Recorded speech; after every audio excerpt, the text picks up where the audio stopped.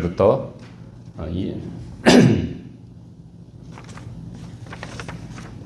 7절까지 제가 진 신약성경 400페이지에 있습니다. 요한계시록 2장 1절부터 7절까지 제가 먼저 읽고 그 다음 절 여러분들이 읽어주시면 되겠습니다. 에베소 교회 사자에게 편지하라. 오른손에 있는 7뼈를 붙잡고 7 금촛대 사이를 거니신 이가 이르시되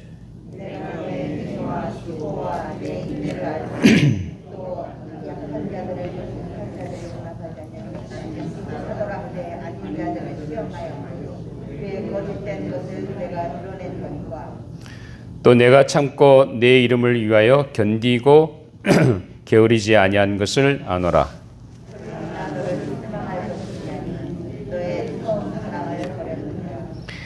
그러므로 어디서 떨어졌는지를 생각하고 회개하여 처음 행위를 가지라.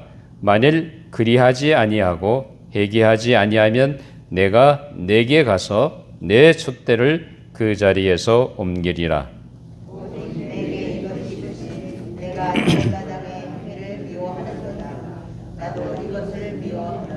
우리 7절 같이 읽습니다.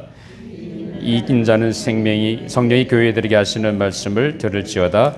이기는 그에게는 내가 하나님의 낙원에 있는 생명나무의 열매를 주어 먹게 하리라. 아멘. 하나님의 말씀이었습니다. 이제 우리 잠깐 기도하고 말씀을 나누도록 하겠습니다. 아버지 하나님 감사합니다.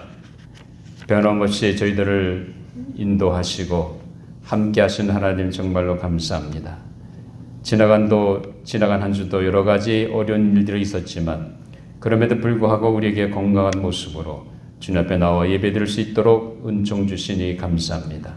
이 시간도 저희들이 오늘도 하나님의 임재 앞에 앉았사오니 우리의 마음을 열어주시고 오늘도 선포되는 말씀 속에서 하나님이 내게 주시는 하나님의 세미한 음성 들을 수 있도록 저희들의 마음을 붙잡아 주시고 집중케 해주시고 깨닫게 해주시고 깨닫는 대로 순종하는 놀라운 은혜를 허락하여 주시옵소서. 오늘도 아버지 하나님 부족한 종을 세워주셨사오매 말씀의 도구로만 사용해 주시고 이 시대에 우리에게 주고자 하는 말씀을 잘 대원할 수 있도록 성령 제 마음과 생각과 입술을 주장하시고 인도하여 주시옵소서. 감사하며 예수님 이름으로 기도하옵나이다. 아멘. 의학과 첨단과학 그리고 인공지능이 발달되면서 점점 우리가 사용하는 여러 가지 전자제품이라든지 기구들이 많이 향상된 것을 보게 됩니다.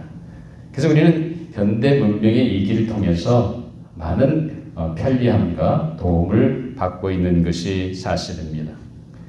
똑같은 기계지만 과거보다 훨씬 더 성능이 뛰어나고 여러 가지 기술적인 면에서 진보된 그런 제품들을 우리가 일상생활 속에서 대하게 됩니다. 우리가 매일 타고 다니는 자동차도 역시 마찬가지로 자동차의 모든 이 부분에서 대부분이 컴퓨터라이즈 되기 때문에 여러분 운전할 때 얼마나 편한지 모릅니다. 그래서 이 차를 우회전한다든지 좌회전한다든지 뒤로 후진한다든지 아니면 주행을 한다든지 하여튼 참 편리한 것들을 이미 다 장착이 돼 있어가지고 참 편안한 가운데 안전한 환경 가운데 우리가 운전하고 다니는 것을 보게 됩니다. 아마 여러분이 매일 사용하는 스마트폰도 역시 마찬가지죠. 옛날에 스마트폰이 아니라 그냥 핸드폰이었죠. 그것이 바뀌어져가지고 진화되고 더 기술이 혁신되고 바뀌면서 또 편리하고 또 많은 것을 우리가 이 한 손에 가질 수 있는 엄청난 은혜가 누리고 있는 것이 오늘 현대를 살아가는 사람들의 삶입니다. 이렇게 현대사에서는 모든 제품들이 여러 가지 기술과 그 다음에 편리함이 따라오게 됩니다. 그래서 제품이나 기술이 더 현대화되고 그리고 업그레이드 되든지 아니면 진화가 됩니다.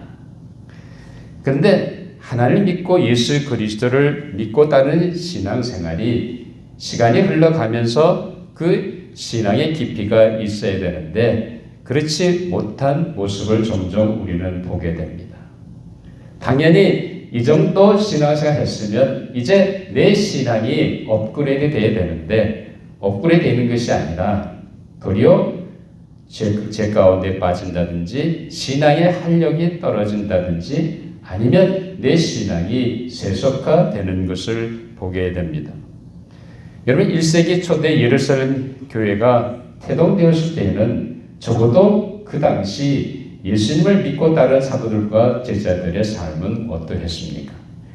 그들은 정말로 황제가 아닌 예수 그리스도를 주로 고백하는 그 신앙으로 살았습니다.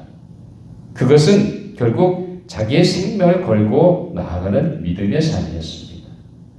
지금까지 이 기독교 역사 속에서 많은 하나님을 믿는 하나님의 사람들이 자기를 해하고 하는 그 사람들 앞에서 생명을 내걸고 자기 신앙을 지킨 것을 우리가 알게 됩니다. 공산당 앞에서든지 대적 앞에서든지 누구 앞에든지 자기의 그 신앙을 그리스도를 주로 고백하는 그 신앙을 지키기 위해서 생명을 내놓고 나갔던 신앙의 사람들을 우리는 지금까지 봐왔습니다. 자, 급변한 현대를 살아가는 우리 그리스도인들과 우리 자신들의 삶을 살펴보면 신앙의 연륜이 흘러가면서 당연히 신앙의 질이 깊어져야 되지 않겠습니까? 그렇죠? 여러분 같은 일에 종사하다 보면 5년차 일하신 분하고 10년째 일하는 사람 뭐가 달라요? 10년차 더 기술이 숙련됐고 경험이 많기 때문에 무슨 일, 그 일을 정말 잘합니다. 그러면 신앙도 역시 마찬가지 아닙니까? 우리가 적어도 5년 신앙생활 했든지 10년 신앙생활 했든지 신앙생활이 연륜이 쌓여가면서 당연히 우리 신앙의 질이 뭔가 깊이가 있어야 됩니다. 근데 우리 자신을 살펴보면 그렇지 않은 우리의 모습을 볼 수가 있습니다. 우리 신앙이 업그레이드 돼야 됩니다. 하루하루 하나님과 함께 산다고 하면서 우리 신앙이 다운그레이드 내려간다든지 아니면 내 신앙이 세속화되어 타락한 삶을 산다고 한다면 그거는 바른 신앙이 아닙니다. 오늘 이런 우리 신앙의 업그레이드가 되어야 하는 우리의 삶의 모습을 살펴보면서 특별히 하나님께서 소아시아 지역에 있는 에베소 교회에 주신 그 말씀을 통해서 우리 처음 사랑을 회복하는 제목으로 함께 은혜를 나누려고 합니다. 사실 에베소 교회는 소아시아 지역에 있는 7교회 중에 하나입니다. 소아시아라고 하면 지금으로 말하면 터키라는 나라의 서쪽이죠. 서쪽이면서 해안가를 포함하는 지역이 소아시아 지역입니다. 자, 그런데 그 에베소 교회에 하나님께서 오늘 주시는 말씀이 있습니다. 우리 한번 요한계시록 2장 1절 한번 보죠. 에베소 교회 사자에게 편지하라. 오른손에 있는 7 별을 붙잡고 7 금촛대 사이를 거니는 이가 이르시되. 지금 에베소 교회에 말씀하시는 분이 누구입니까? 이 편지를 통해서 여기 보면 7 별을 붙잡았다고 했죠. 별이라고 하는 것은 그 당시 이 요한계시록 1장에 보면 이거는 그 교회의 천사를 가리킵니다. 그 다음에 계속해서 금촛대 사이 촛대라고 하는 금촛대라고 하는 것은 바로 7 교회를 얘기합니다. 자, 그러면 그 오른손에 7 별을 가지시고 금촛대 사이를 거니시는 인자 같은 분이 누구냐? 결국 요한계시록 1장에 보면 그분이 바로 예수 그리스도인 것을 알 수가 있습니다. 따라서 지금 예수님께서 지금 소아시아 지역에 있는 에베소 교회에 주시는 말씀인 것을 보게 됩니다. 그러면 예수님께서 지금 에베소 교회를 향해서 무슨 얘기를 하고 계십니까? 우리 계속해서 2절, 3절에 보면 같이 한번 읽어볼까요? 아까 읽었습니다만 시작. 내가 내 행위와 수고와 내 인내를 알고 또 약한 자들을 용납하지 아니한 것과 자칭 사도를 하되 아닌 자를 시험하여 그의 거짓된 것을 내가 드러내는 것과 또 내가 참고 내 이름을 위하여 견디고 게으르지 아니한 것을 아노라. 상당히 주님께서 지금 에베소 교인들이 삶의 모습, 마음이 아니라 행위라고 그랬죠. 에베소 교인들의 삶의 모습을 분명하게 말씀하시면서 칭찬하시는 것 같습니다. 여기 보면 그들이 수고했고 인내한 가운데 신앙생활한 것을 볼 수 있습니다. 그러면서 또한 엉터리 같은 신앙을 가지고 외식하는 신앙으로 나갔던 사람들을 분명하게 말씀 앞에서 그들을 드러낸 것을 보게 됩니다. 그들은 가짜고 엉터리라고 하는 것을 분명하게 보였다는 것을 예수님이 말씀하십니다. 그러면서 그들이 모든 시험과 어려움을 다 견디고 그런 가운데도 참고 그리스도의 이름을 위해서 견디고 살아간 그들의 수고를 주님은 칭찬하고 있습니다.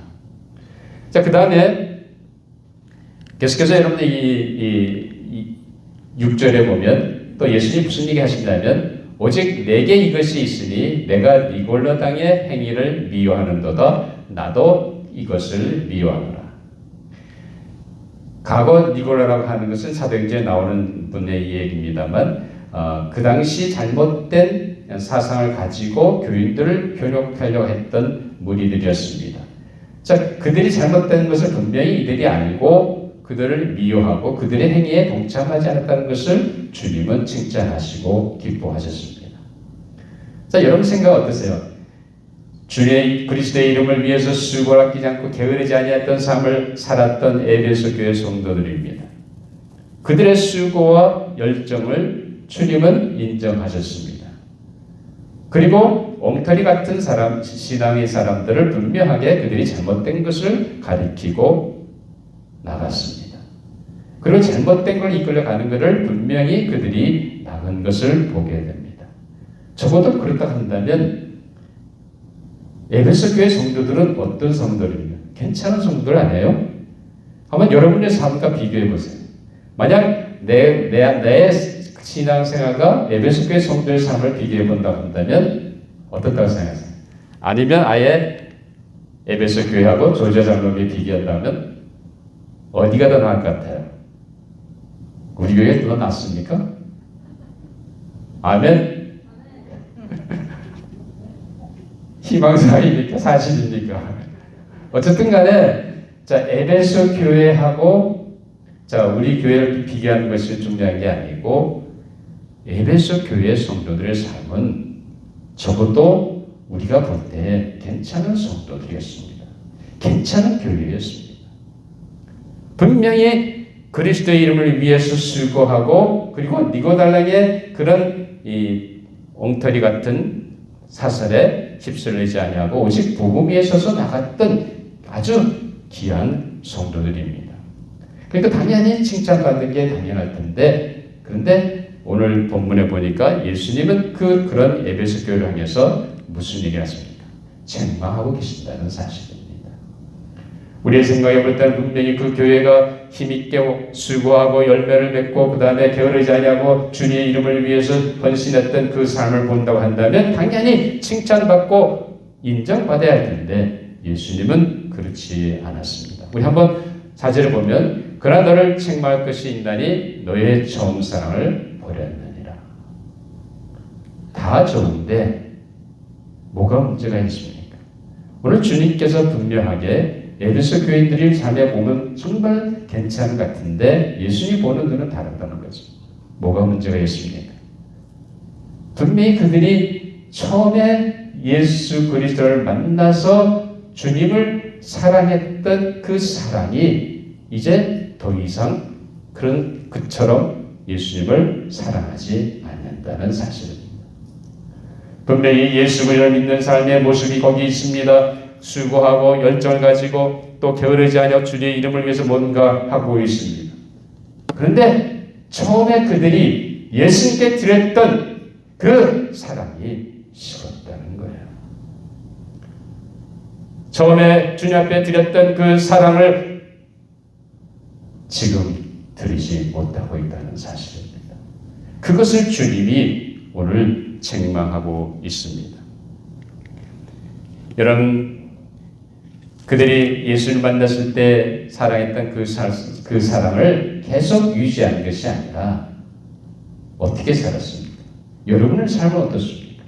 과연 여러분들은 예수를 만났을 때 그 예수님께 헌신했던 그 사랑의 마음이 지금도 변하지 않고 그대로 있습니다.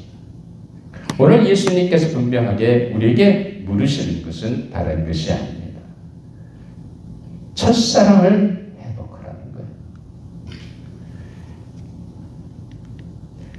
여러분 요한계시록 2장 5절에 보면 그래서 예수님 뭐라고 합니까? 우리 5장 같이 읽어보죠. 시작. 그러므로 어디서 떨어질 생각하고 회개하여 처음 행위를 가지라. 만일 그리 하지 아니하고 회개하지 아니하면 내가 내게 가서 내 족대를 그 자리에서 옮기리라.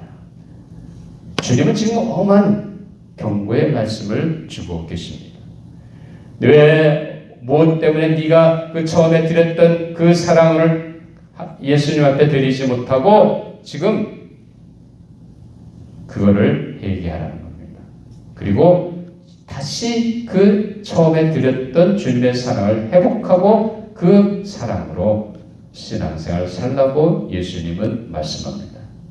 근데 만약 회개하지 않으면 촛대로 옮기겠다는 거예요. 무슨 얘기입니까? 주님께서 너와 함께 하지 않겠다는 거예요.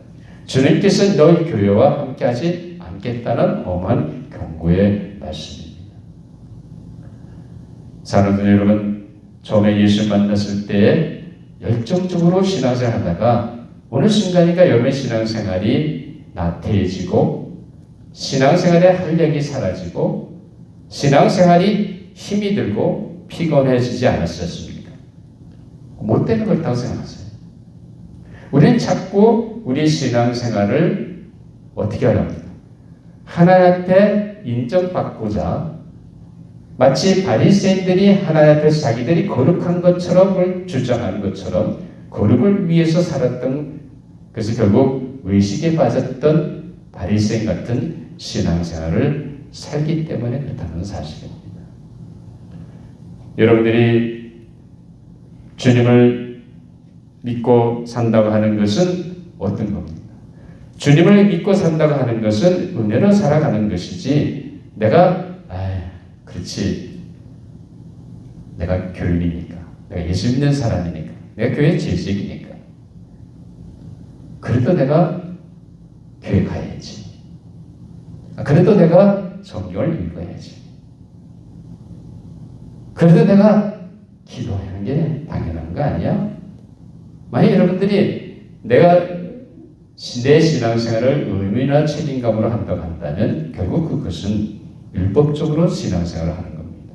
결코 은혜로 사는 것이 아닙니다. 자, 그렇기 때문에 우리는 오늘 여기서 중요한 것을, 처음에 예수님을 향해 가졌던 그 사랑이 왜 식었는지 돌아봐야 됩니다. 그것을 분명하게 회개할 것을 주님은 우리에게 요구하십니다. 이 말씀은 그 당시 1세기에 에베소에 있는 그 교회에만 주신 말씀이 아닙니다. 오늘 현대를 살아가는 우리에게도 분명히 주님은 우리에게 말씀하고 계십니다. 첫사랑을 회복하라는 거예요. 왜 그 첫사랑이 내가 처음에 주님 만났을 때 드렸던 그 열정과 헌신이 사라지고 내 신앙이 식었는지 그걸 돌아보고 회개하라는 겁니다. 여러분의 삶이 처음 예수 만났을 때 그 열정과 그 열심이 오늘 지금 내 신앙생활하는 열정과 삶을 비교해 본다고 한다면 뭐가 달라질 것입니까? 더 열정 가지고 더 주님을 사랑하는 마음으로 신앙생활 해야 되는데 그게 아니라 우리는 습관적으로 살고 있다는 거예요. 책임감에서 신앙생활 하고 있다는 거예요. 교회 오는 것이 교인이니까 체면상 나온다는 거죠. 그것을 하나님 앞에 회개하는 겁니다. 그리고 그 처음 사랑을 회복하라고 말씀하십니다. 그래서 매일 그렇다고 한다면 우리가 그 신앙생활의 문제는 다른 데 있는 것이 아니라 왜 우리가 그 첫사랑을 잊어버리고 살았습니다. 그건 다른 게 아니라 은혜로 사는 것이 아니라 내 신앙생활을 의무나 책임감으로 살기 때문에 그렇습니다. 당연히 예수 믿는 사람이 주의를 지켜야지. 그래서 교회에 나오는 거예요. 당연히 당연히 교회 나오니까 헌금을 드려야 되니까 체면상 드리는 거예요. 여러분 뭐 때문에 오늘 이 자리에 여기 나와 계십니까? 여러분 내가 그리스도인이라고 하는 그 의무 때문에 책임감 때문에 나온다 한다면 여러분의 신앙생활은 은혜를 사는 것이 결코 아닙니다. 내가 이렇게 해야 하나님이 나를 받으시고 하나님 나를 인정하실 것 같은 생각을 자꾸 하는 거예요. 바리새인처럼 율법적으로 살아가는 겁니다. 그렇기 때문에 아마 신앙 영성가이신 이 케이 아더런 분은 우리 신앙의 여정을 두 가지로 얘기합니다. 첫째는 신앙생활이 신의 산의 등정 같다는 겁니다. 그건 의무와 성실과 율법의 길입니다. 계속 해야 되는 거예요. 지켜야 되는 거예요. 주의를 지키고 헌금을 드리고 그리고 시간을 내서 교회 행사에 참석하고 봉사해야 되는 겁니다. 그렇게 해야 되는 것처럼 우리는 간다고 한다면 그것은 율법적인 길이랍니다. 두 번째 신앙의 길은 갈보리산의 등정입니다. 사랑과 생명과 은혜의 길입니다. 이것이 다른 것이 아니라 주님이 나를 위해 십자가에 달리신 엄청난 구속의 은혜를 생각하면서 한 걸음 한 걸음 그 은혜 안에 머물면서 신앙의 여정을 살아가는 겁니다. 오늘 우리가 처음에 가졌던 그리스도의 첫사랑을 잃어버린 이유는 다른 데인 것이 아닙니다. 우리가 여전히 은혜 안에 사는 것이 아니라 율법적인 신앙생활에 빠져있기 때문에 그렇습니다. 분명히 내 신앙생활이 좀 더 힘이 나고 날개침을 나갔던 엄청난 은혜가 있어야 되는데 신앙생활 하면 할수록 피곤하고 힘듭니다. 포기하고 싶습니다. 안 하고 싶습니다. 그건 왜 그래요? 내가 은혜로 신앙생활하는 것이 아니라 여전히 율법적으로 내 의미감에서 책임감에서 신앙생활을 하고 있기 때문에 그렇다는 사실입니다. 그렇기 때문에 주님께 드렸던 첫사랑을 회복하려면 은혜를 살아가는 갈보리산의 등정이 되어야 합니다. 한 걸음 한 걸음 여러분의 신앙생활이 갈보리산을 향해서 은혜의 길을 걸어가야 한다는 사실입니다. 내가 집사기 때문에 내가 장로기 때문에 내가 모으기 때문에 성도기 때문에 뭘 해야 된다 생각한다고 한다면 그것은 여전히 내가 무슨 신앙생활을 하는 거예요? 율법적인 신앙생활을 살아가는 거예요. 여전히 의무와 책무에 이끌려서 신앙생활을 산다는 거죠. 그렇게 되면 우리 신앙의 은혜가 떨어집니다. 생명이 끊어집니다. 결국은 영어로 이게 번아웃 되는 걸 맞습니다. 포기하고 싶고 안 하고 싶어집니다. 사람들 여러분, 우리가 하루하루 걸어가는 신앙의 길은 은혜의 길이지 율법적인 길이 아닙니다. 내가 의무를 갖고 있기 때문에 책임을 지고 있기 때문에 해야 된다고 한다면 그것은 여전히 율법적인 신앙생활하는 겁니다. 그래서 오늘 우리가 이 말씀을 생각하면서 주님의 사랑을 회복하기 위해서 매일매일 우리는 은혜로 살아야 합니다. 그렇기 때문에 자, 그럼 우리가 어떻게 매일 삶 속에서 은혜로 여러분의 신앙생활을 살 수 있겠습니까? 제일 중요한 첫 번째는 신앙의 동기가 우리 자신에 대한 예수 그리스도의 사랑 때문이어야 합니다. 내가 다른 사람이 보니까 할 수 없이 적당하게 헌금을 드린다고 한다면 그거는 체면상 드리는 거예요. 책임감 때문에 드리는 거예요. 그럼 뭐 때문에 주일날 교회 와서 하나님의 물질을 드립니까? 여러분이 드리는 그 이유가 어디에 있습니까? 주님을 사랑하기 때문에 드리는 겁니다. 주님이 내게 주신 은혜가 너무도 고맙고 감사해서 그 은혜에 감격해서 드리는 겁니다. 오늘 여러분이 주일날 피곤한데 집에서 쉴 수 있습니다. 얼마든지 무더운 날 더위를 피해서 내가 쉬고 싶은 곳에 갈 수 있습니다. 그럼에도 불구하고 여러분들이 오늘 주님 앞에 나온 이유가 어디에 있습니까? 책임 맡았으니까 가야지. 교인이니까 성도니까 주의를 지켜야지. 이것이 여러분의 마음입니까? 오늘 주님은 분명히 우리에게 묻고 계십니다. 사랑하는 여러분, 여러분이 정말 예수 그리스도를 믿고 따라간다고 한다면 적어도 여러분의 신앙의 동기가 그리스도께서 나를 사랑하시는 그 엄청난 십자가의 사랑 때문이어야 합니다. 그 십자가의 사랑이 너무도 고맙고 감사해서 오늘 이 앞에 나와 있는 겁니다. 왜 우리가 기도를 드리고 찬양을 올려드립니까? 주님이 나를 사랑하는 그 엄청난 사랑 때문이 아닙니까? 내가 이제 하나님 주신 그 물질을 왜 성별에서 하나님께 드립니까? 주님이 나를 사랑하기 때문에. 다른 사람이 보이기 위해서 하는 것이 아니잖아요. 주님이 나를 사랑하지 엄청난 그 사랑 때문에 우리는 하는 거예요. 은혜를 선다고 것은 다른 것이 아니라 주님의 사랑 때문에 내 신앙의 삶을 살아가는 것입니다.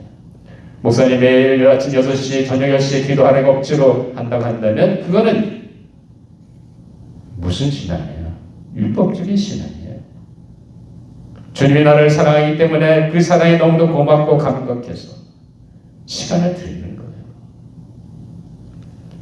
여러분, 바울은 뭐라고 합니까? 고린도서서 14절에 보면 그리스도의 사랑을 같이 한번 읽어볼까요? 시작. 그리스도 사랑이 우리를 강건하신도다. 우리가 생각하건대 한 사람이 모든 사람을 대신하여 죽었은즉 모든 사람이 죽은 것이라.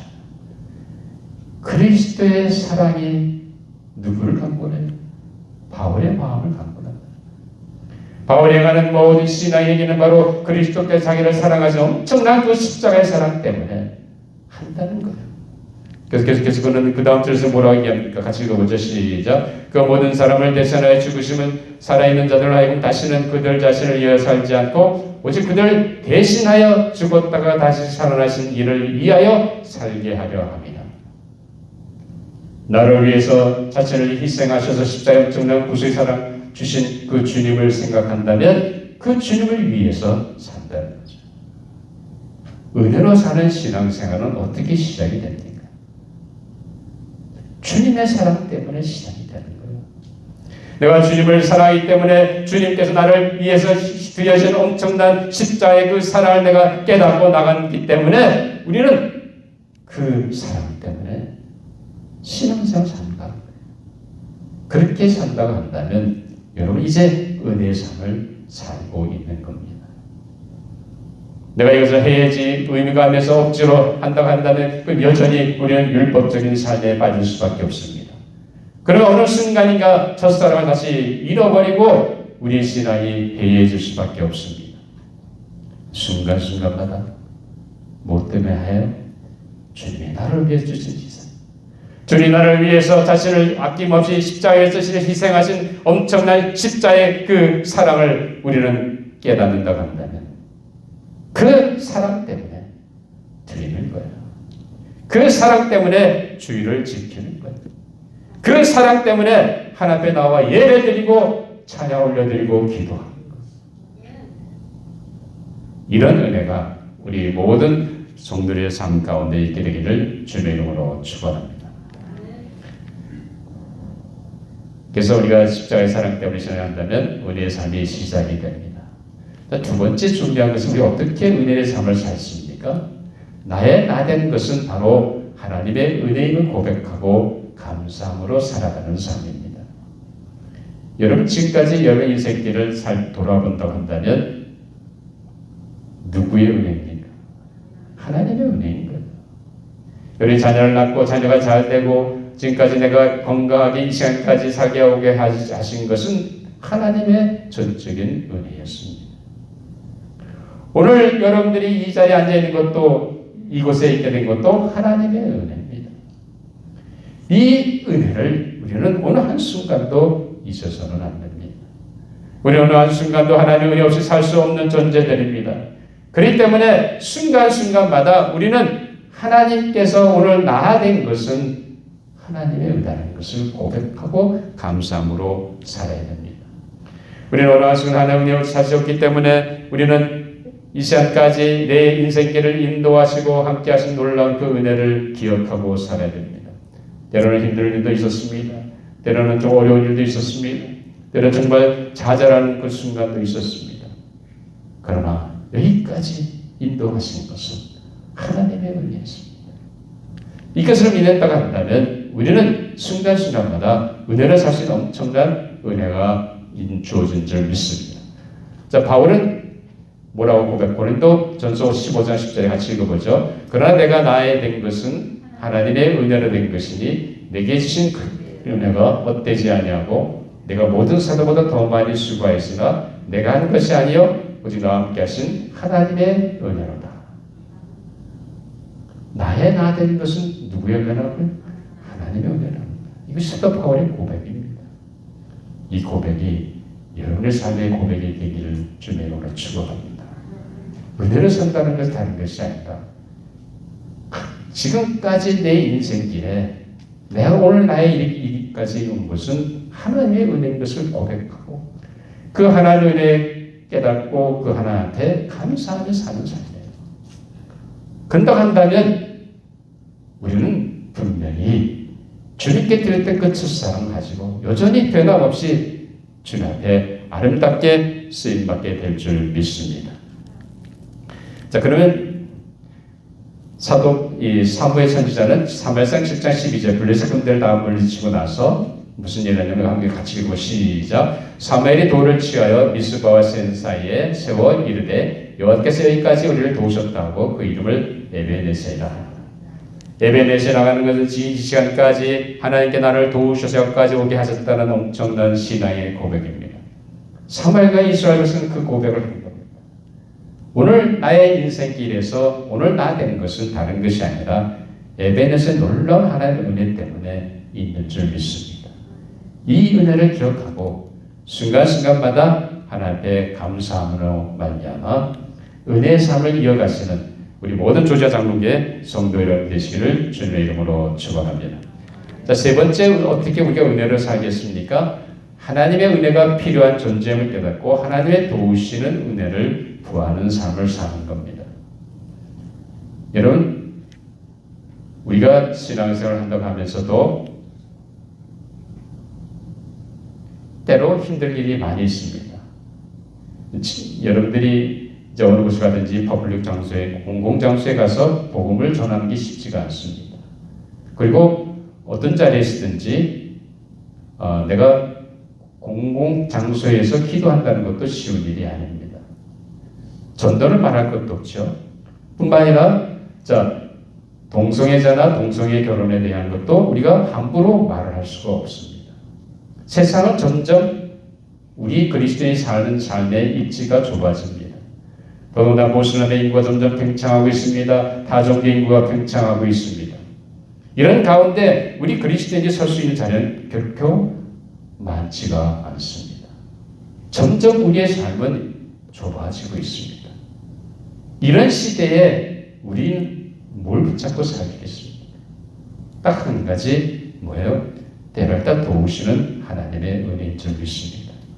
자, 우리 히브리서 4장 16절 다 아는 말씀이 한번 같이 읽어보죠. 그러므로 우리는 국률하심을 받고 때를 따라 돕는 은혜를 얻기 위하여 은혜의 보좌 앞에 담대히 나갈 것입니다. 사랑하는 여러분, 우리가 그리스도께 드렸던 그 첫사랑을 회복하는 일은 다른 것이 아니라 은혜로 매일 신앙생활 사는 겁니다. 그 위에서 즉 중요한 것은 그때그때마다 도우신 은혜를 주시는 하나님의 은혜를 생각하고 하나님의 은혜 앞에 나가서 부르짖고 기도하고 나가는 것. 그렇다고 한다면 분명히 하나님께서 여러분 삶 가운데 놀라운 은혜를 주실 줄 믿습니다. 그래서 신앙의 동기가 우리 자신에 대한 예수 그리스도의 사랑 때문이어야 합니다. 주님이 나를 사랑하시기 때문에 내 신앙생활 사는 것이 내 삶의 신앙의 동기가 된다는 겁니다. 나의 나된 걸 말 하나님의 은혜임을 고백하고 감사함으로 살 때 우리는 은혜의 삶을 누릴 수가 있습니다. 그리고 하나님의 필요한 존재이므로 하나님의 도우신 은혜를 구하는 삶을 살 때 우리는 매일매일 은혜를 삶으로 말미암아 그리스도께 드렸던 첫사랑을 회복하고 하나님 주시는 놀라운 은혜의 삶을 살아가는 성도 여러분이 되실 줄 믿습니다. 이 은혜가 우리 모두에게 임하게 되기를 주님의 이름으로 축원합니다. 기도하시겠습니다. 아버지 하나님, 부족한 저희들을 이처럼 사랑해 주셔서 말할 수 없는 구속의 은총으로 말미암아 우리를 자녀 삼으시고 생명의 길로 나갈 수 있는 은혜 주심을 정말로 감사합니다. 우리가 주님을 만났을 때 드렸던 그 첫사랑을 잊어버리고 살았던 저희들을 용서하여 주시옵소서. 이제 그 첫사랑을 다시 회복하는 우리의 신앙이 되기를 원합니다. 순간순간마다 우리가 하나님의 은혜로 살아가는 우리의 삶이 되게 하여 주시옵소서. 우리 신앙의 동기가 주님이 나를 위해 자신을 희생한 엄청난 그 희생의 삶, 그것 때문에 주님 앞에 드려지는 우리의 신앙이 되게 하여 주시옵소서. 우리의 나야 된 것은 바로 하나님의 은혜인 것을 깨닫고 그 하나님 주신 은혜에 감사하면서 오늘도 때를 따라 도우시는 그 은혜를 구함으로 나아 이 땅에서 믿음으로 온전히 살아가는 복된 저희 성도들이 되게 하여 주시옵소서. 감사하니 예수님 이름으로 기도하옵나이다. 아멘. 우리 다 같이 일어나서 259장